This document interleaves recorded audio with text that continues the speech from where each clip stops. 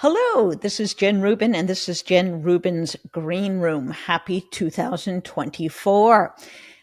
We're recording this on Tuesday, so that is Monday or Tuesday. Monday, the Supreme Court in Israel struck down the government's attempt to limit court review. I know it's a little complicated. They passed a reform that said courts could no longer consider whether a law was reasonable or not. The Supreme Court of Israel said, not so fast, government. We still have a role in this democracy, and the courts are independent and get to separately assess legislation. So this was a victory for independent court review. It was a big loss for Bibi Netanyahu, who has become increasingly authoritarian as time goes on. And most importantly, it is a huge win for hundreds of thousands of Israelis, which, understanding it's a very small country, is a huge percentage of the population that was out in the streets for over 30 weeks protesting this attack on the judiciary. So essentially, they said, you're trying to change the fundamental nature of Israel. You're saying, if you've got the votes, you get to decide everything. That's not the Israel we know, and that's not the Israel we want. And the Supreme Court said, you're right. And there were actually two decisions. One was whether to uphold this specific statute, and the other was on the more general principle about whether the Supreme Court can weigh in on these changes to so-called basic law, the kind of foundational law of Israel. And the vote on the second one was quite lopsided. They actually had double digits on a usually heavily divided court. So it showed that this cut across party division, and we saw it in the protests over that very long period of time before the war, that the movement caught on not only among secular Jews, but among religious Jews, not only in the tech sector, but in other sectors as well, among less educated Israelis. So it really was an impressive showing of kind of a spirit of, if you will, democracy and a spirit of civic ownership of their government that we have not seen in Israel really since the founding days of the state. And as time goes on, I think this is going to be extremely important, not only for U.S.-Israel relations, but for the war. So let me explain.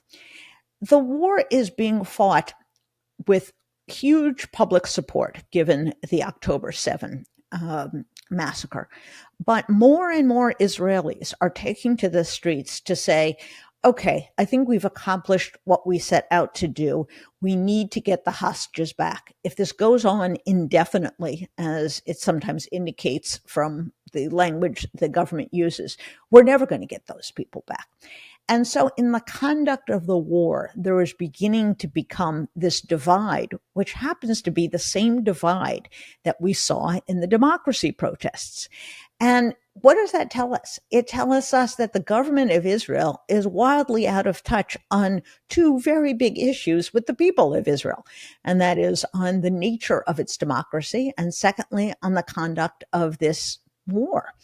So I think if President Biden is smart, and he has been around Bibi Netanyahu and Israel for decades, and I think he does have the smarts, he will use his credibility with the Israeli people to his advantage. He will go to them and make the case that it is time to begin to focus more narrowly on their targets. And in fact, today on Tuesday, the Israelis shot down, killed a terrorist with a missile who was residing not in Gaza, but in Lebanon.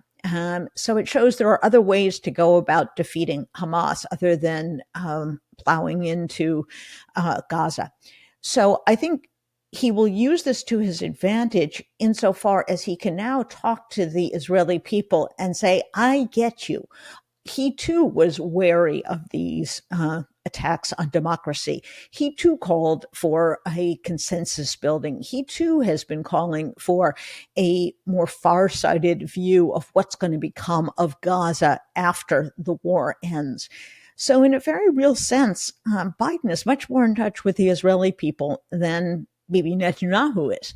So it's going to be an interesting development, and I hope the latest ruling from the Supreme Court accelerates the time when he will go and when he will leave government in disgrace, I would add, since he was in power at the time of the worst massacre of Jews since the Holocaust. So that's on the international front. On the domestic front, just within the last hour or so, we received word that Claudine Gay, who was the president of Harvard, has resigned. Now, there are two things going on with her. One was the response to anti-Semitism and to violence and abuse on campus when she apparently could not quite wrap her mind around the notion that Jews were protected just like blacks, just like women, just like anybody else under their code of conduct, and that in any case they shouldn't be tolerating calls for genocide against anyone.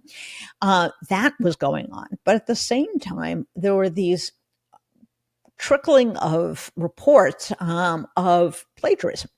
And Harvard has a very strict plagiarism standard, and people in the media and alumni of Harvard began writing about this, making the point that this conduct would not be tolerated if you were an undergraduate or a graduate student, or frankly, if you were just a run-of-the-mill professor. And these reports did not go away. She did not accept responsibility for any infraction of ethics, but she did make some changes in prior work, including her PhD dissertation, I would say. And Harvard likewise said they didn't find that there was violation of their ethical code, but nevertheless, we needed to make these changes. And that just didn't sit well with the Harvard community. And I have to say, for a while, I've been reading the Crimson, which is the newspaper for Harvard, the student newspaper, which has been very interesting because it really gives you a sense of how this was going down. And I think the sense among students and many on the faculty is this is becoming a headache. This is becoming more trouble than it's worth. Why should we have to defend someone who's already under attack about conduct which we really disapprove of, which is sloppiness in attribution and in quotes? And so she resigned today. So what do I think about this? Well, I think it was probably in the end all too much for her to survive, and she had lost the confidence not only of the alumni and media people, as her defenders said, but of the students themselves and of the faculty. But I want to suggest there's another lesson here, and that is the Ivy League is a scam. Yes, a scam. They have marketed themselves as the only road to success, the road to power. If you want to be a powerful, influential person in America, you must go to one of these schools. You must kill yourself in high school trying to get into one of these. You must have all kinds of activities that you do or do not like, so you can pad out your resume. You must accomplish all of these other things, and your parents must pay $80,000, $90,000 a year to send you to us. It's a scam because the basic premise does not hold true. There may have been a time in America's past, around the turn of the century, the last century, not this one, when the golden ticket was handed out to success only at schools like Harvard and Yale. That is long gone. I'm a graduate of UC Berkeley. Very good undergraduate school, very good law school. Hasn't impeded my career. No one ever asked, well, why didn't you go to Harvard? Or we prefer someone from Harvard. It just doesn't happen in the real world. If you or your parents send you to a good school and you do really well and you hit the ground running in your first job, you have a chance for success. The president of the United States did not go to Harvard. The president of many companies, or the CEO of many companies, no longer goes to Harvard or Yale. There are many institutions. And so this fetish that we have with these institutions, which frankly are broken, they are confused about their mission. They are confused about their standards.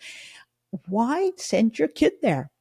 And I must say, America's parents and America's students have been listening. I was just informed that early admission requests for Harvard were down 17% last year. I wonder why that is. So I think one way of going about this is the marketplace. As a former conservative and still someone who believes in the marketplace, let's let the people decide. Right now, Harvard is a bit of a shit show, pardon my language. So they're getting fewer people who want to go there. And the better students will start going other places. And those students will figure out that they can be just as successful as the kids who are still trying to get into the Ivy League. So perhaps this is a reckoning that has been long in coming, not necessarily for speech codes or for how the institutions deal with plagiarism, but for the nature of the institutions themselves, what value they have, and why we attribute such, attention and quality and reverence for institutions, which, as I said, are pretty broken these days.